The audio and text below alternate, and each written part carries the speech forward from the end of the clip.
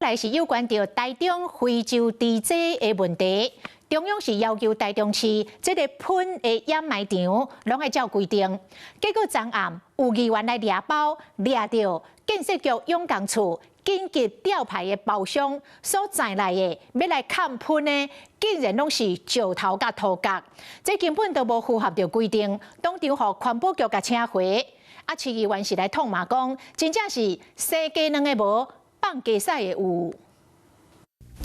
暗时，国内台大货车驶来到文山的大本市场等买入场，大量市议员张调国下了，这车是建设局永工处透明吊牌的包厢驶的，车顶拢在石头甲土角买入去大喷。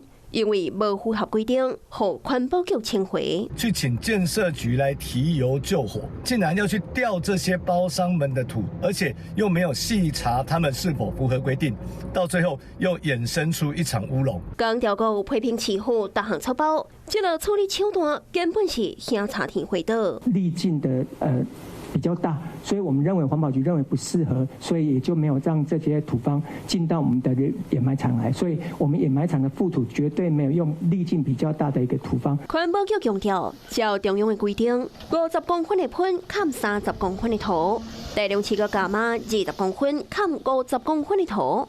不过，民众党的市议员江和秋遭到雾峰的大本市场，发现一手喷水喷出来，掩埋不住啦！哦，赶快你出船啦！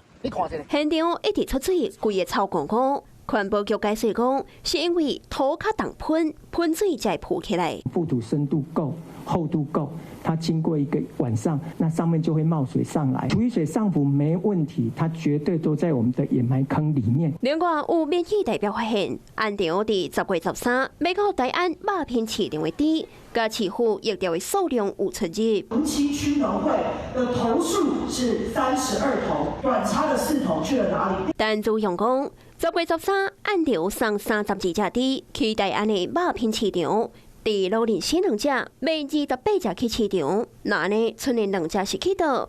卫生局长也讲，敢若掌握到卖出去的猪，无卖出去迄4只要安怎处理，会搁再调查。